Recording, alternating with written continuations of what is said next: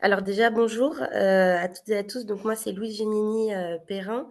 Je suis chef de service au PETR du Pays d'Épinal, au centre des Vosges, et j'ai, pour mission en partie, le pilotage et la coordination du projet alimentaire territorial. Contextualiser notre territoire, donc on est, 3 inter enfin on représente 3 intercommunalités, 3 EPCI, dont 168 communes et à peu près 140 000 habitants. C'est un territoire, au sein du département vosgien, assez rural, voire, très rural, avec quand même une partie, semi-urbaine, notamment sur l'agglomération, l'intercommunalité, en vert, dans laquelle il y a la préfecture des Vosges, donc la ville d'Épinal. Et ce PETR représente 37 de la surface agricole, des Vosges. Heu, on a quand même beaucoup d'exploitations agricoles, je reviendrai dessus après. Pour la politique alimentaire, du territoire, donc on est porteur d'un PAT, d'un projet alimentaire territorial, qu'on essaye de mettre, en place à plusieurs échelles, à niveau, local sur notre PETR. Un plan d'action, a été, validé en 2022. On a été labellisé niveau 1, en 2021 et là on tente, la labellisation niveau 2. Donc dès le départ, en effet, dans les diagnostics, agricoles, lancés en 2021, le frein, de la logistique a été identifié et on a, créé aussi, une dynamique inter-PAT, puisqu'il y a 3 PAT sur le territoire vosgien. Il y a 4 PETR et 3 PAT portés par des PETR et on s'est associés, tous les 3 en collaboration pour porter en fait chacun, un projet pour le compte des 3 PETR pour, développer des actions à vocation, départementale pour avoir vraiment une échelle macro. Et donc c'est le PETR du Pays d'Épinal, qui a été identifié pour porter un projet de création d'un service public, du transport, enfin ou d'un outil logistique, puisque ça a été identifié, comme un frein. Voilà, on travaille aussi avec la région Grand Est, à plusieurs niveaux, bien sûr. Donc pour le PETR, on est donc comme je le disais un territoire, agricole, principalement terre d'élevage, au premier rang sur le Grand Est, niveau vaches laitières et production de viande bovine. Représentatif de l'industrie agroalimentaire. On a 787 exploitations, dont une centaine en circuit court. Donc on est quand même, on va dire qu'on a un bon niveau de circuit court, mais qui est quand même, largement représenté par de la filière longue pour l'instant, au niveau de l'exploitation. Une agriculture en AB qui est en augmentation. Les mêmes sujets sur le renouvellement des générations agricoles, puisque 51% des chefs d'exploitation, ont plus de 50 ans. Sur le PETR du Pays d'Épinal, on a des outils de transformation assez structurants, que ce soit un abattoir de proximité, une légumerie. C'est important de le dire puisque c'est, dans le diagnostic logistique, c'est l'outil qui est privilégié pour, porter cet outil, logistique. Et on a évalué un manque, clairement d'approvisionnement de produits locaux dans la restauration hors domicile, mais pour autant un besoin de nouveaux débouchés pour les producteurs. Ces diagnostics de territoire ont été lancés en 2021, comme je le disais, auprès de producteurs et auprès de la restauration collective. Et dans ces diagnostics, on a identifié en fait, 90 de producteurs qui règlent leur, logistique en interne, qui agissent, vraiment, à l'échelle de leur exploitation, pour, effectuer les livraisons.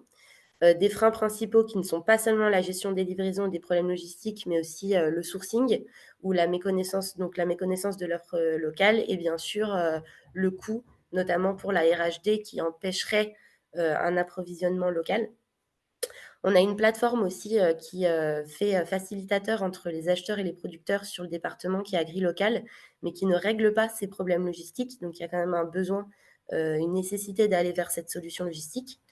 Donc la solution dans le plan d'action, est intégrée d'essayer de trouver, une réponse ou créer un outil logistique, collectif de proximité. Évidemment, on sait que cette solution ne répondra pas à tous les freins, mais qu'elle arrivera en complémentarité à d'autres actions. et notamment justement cette méconnaissance de l'offre locale. Donc, il y a tout un intérêt aussi du PAT à aller vers de la facilitation entre les acheteurs et les producteurs. Alors, je vais essayer de synthétiser ce tableau. Donc comme je l'ai dit, donc diagnostic, PAT lancé à l'échelle du PETR, une démarche interpat, importante dans le cadre du diagnostic logistique puisque, ce projet-là s'inscrit dans cette démarche inter-PAT. On a pu du coup déposer un appel à projet, PNA auprès de la DRAF, de cette dynamique interpat qui nous a permis, de financer le lancement de la première étude logistique. Cette étude logistique, que je présenterai après, a 3 phases avec une méthode un peu classique, avec une étude de faisabilité, enfin d'opportunité plutôt pour savoir, l'opportunité de création d'un outil logistique, une étude de faisabilité technique et le lancement opérationnel de l'outil. Sur la première phase, donc étude d'opportunité, on a identifié la chambre d'agriculture qui est notre partenaire, sur ce sujet-là. On a contractualisé avec la chambre pour, lancer cette première phase et donc, elle est financée dans le cadre du projet, déposé à la DRAF. Ensuite, l'évolution de la première phase a un peu changé, je reviendrai dessus après et on s'est associé en fait avec l'INRAE qui travaillait parallèlement avec, un autre PETR, du territoire, avec lequel on travaille sur le sujet pour la création d'un observatoire, des flux, des systèmes agroalimentaires et étant donné, que, l'étude logistique et le recensement des données pour implémenter cet observatoire arrivait au même moment, on a mutualisé, les 2 études, en tout cas les 2 questionnaires. Ça nous a permis ensuite, entre septembre et octobre, de lancer les collectes de données et de lancer à l'échelle départementale un questionnaire assez riche pour, vraiment avoir une vision complète, des producteurs, des artisans, des commerçants et de la restauration publique, donc vraiment auprès de tous les acteurs du système, alimentaire, vosgien. Hem et là, en ce moment, on est sur la 2e phase, de l'enquête de la première phase, qui, vise à approfondir justement, les données logistiques, sur les acteurs qui ont répondu, favorables à être recontactés sur la première enquête. Hem, voilà et ensuite on restituera cette première phase d'étude, en mars 2024. À la base, ça devait être en décembre 2023, mais évidemment, le temps de collecte de données étant assez important, on a, décalé, dans le temps la restitution de l'étude. Donc en effet, la méthode initiale, j'en ai parlé. Là, je vais me concentrer sur, la phase 1, l'étude d'opportunité puisque c'est celle qui nous, concerne nous actuellement. Donc l'idée, c'était en effet de, comme Bordeaux, voilà, évaluer, l'existant, des formes logistiques, au niveau local, mais aussi faire un benchmark au niveau national pour avoir, un partage d'expériences. On est parti aussi d'une étude de cas d'un collège pour identifier la nécessité, d'évaluer, les freins en termes de logistique, d'une, restauration scolaire. Et l'idée, c'était vraiment d'avoir une étude chiffrée en termes de volume, de type de produits transportés et surtout d'établir, la motivation des acteurs à intégrer un outil logistique de proximité.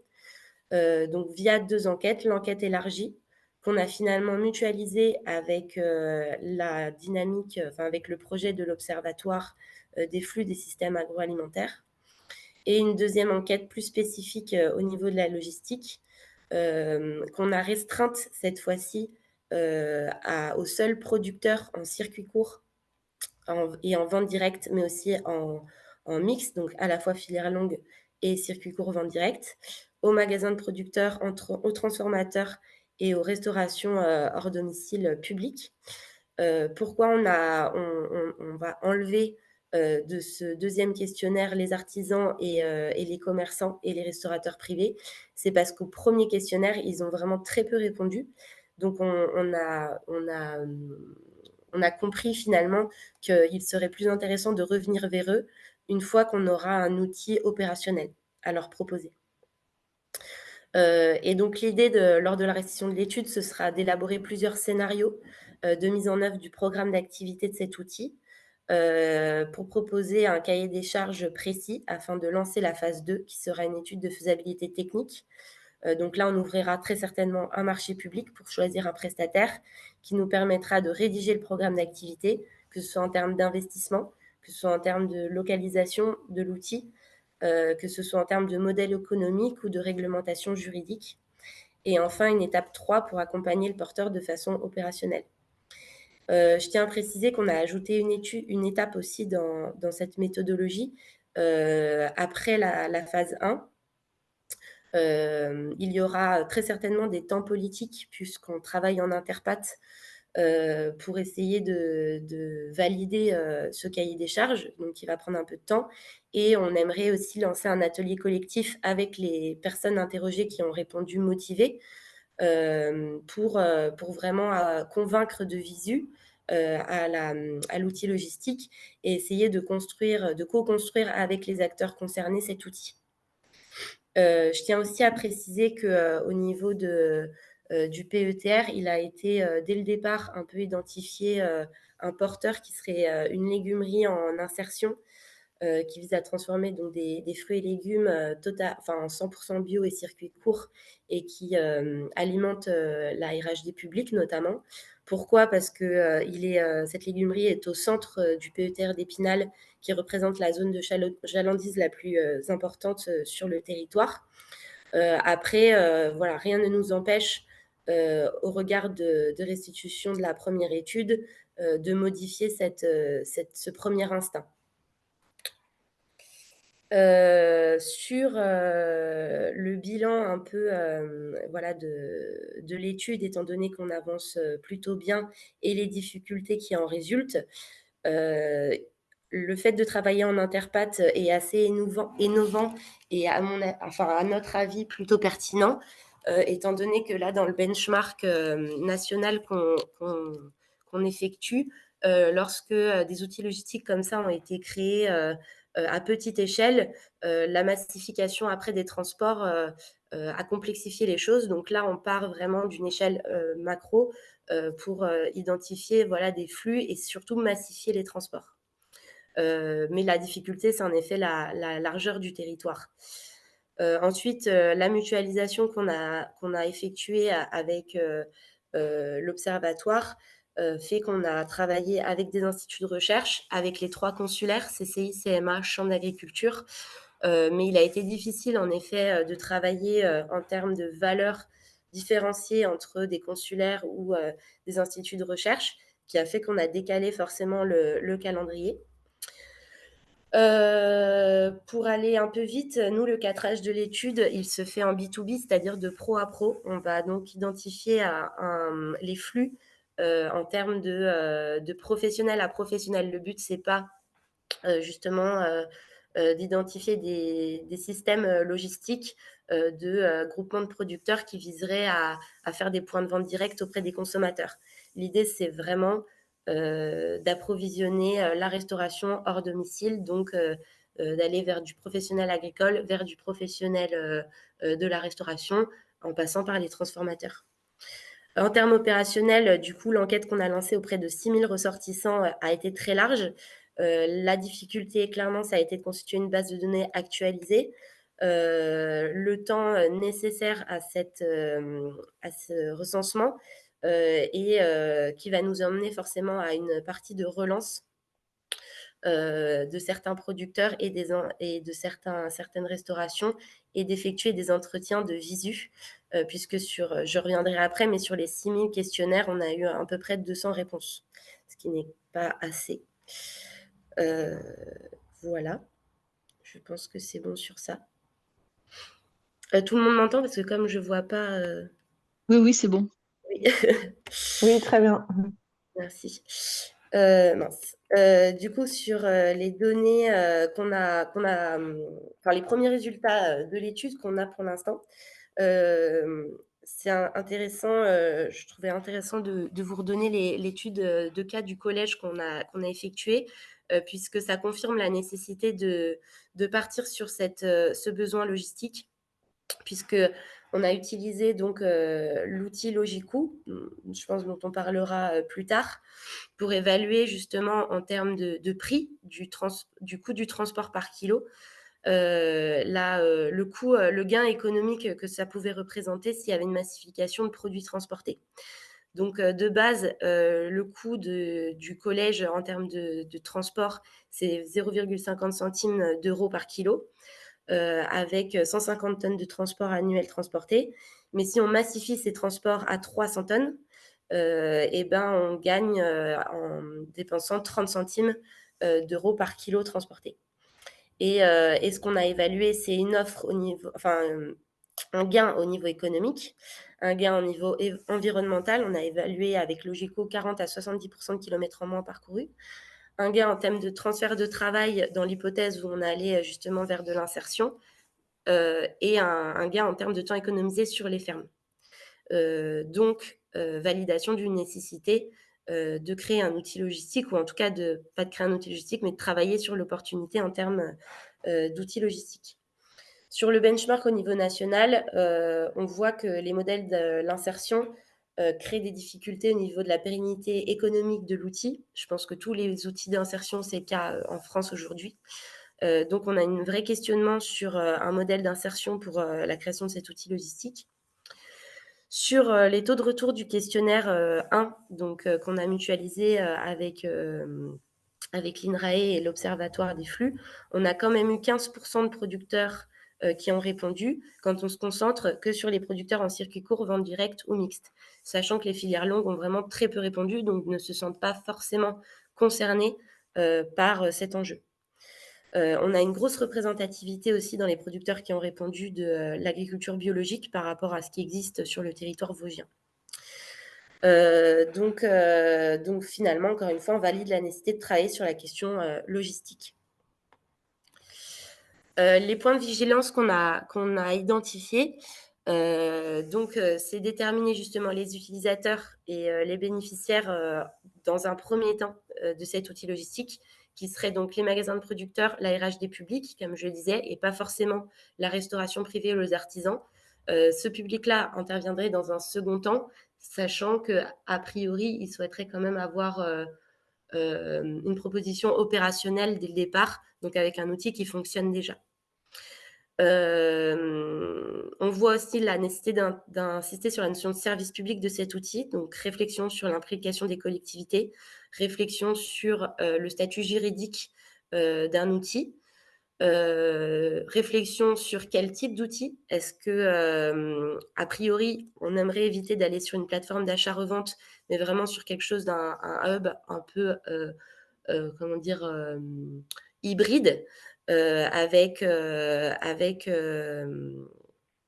différentes tournées de livraison, en partant d'une plateforme de stockage avec plusieurs livraisons qui permettraient aux producteurs, enfin, c'est un peu compliqué pour l'instant, mais en gros, le transport partirait du hub, irait ensuite rechercher les produits du producteur pour les emmener ensuite sur les restaurateurs, qui seraient dans un premier temps leurs clients principaux.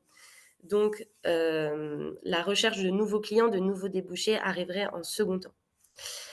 Ce qu'on a vu aussi, ça rejoint aussi les réflexions qui ont été menées dans le cadre du RMT pour l'instant, c'est sur le système de véhicules qui permettra de transporter ces produits, puisque dans les réponses au questionnaire, tous les producteurs ont des typologies de produits différents, à des températures différentes et à des conditionnements différents. Donc, il faudra qu'on trouve des véhicules vraiment mixtes qui permettront de transporter des produits différenciés. Et quid aussi de l'utilisation d'un outil simplifié pour utiliser l'outil logistique, application, SMS, mail, voilà.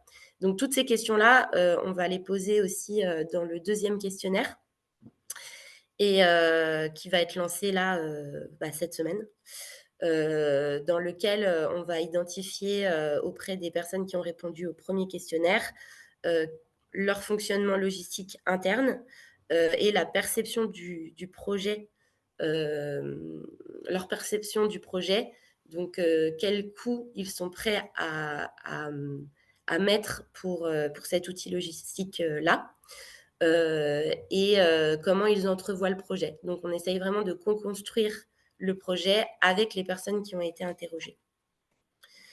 Pour, le lancement. Il faudrait Oui, conclure, hein, ça on a déjà oui, une parfait. minute, Bah, une minute, hein. c'est la dernière, OK, slide. OK.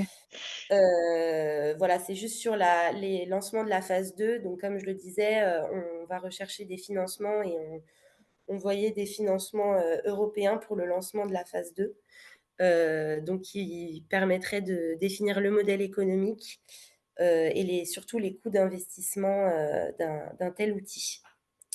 Voilà.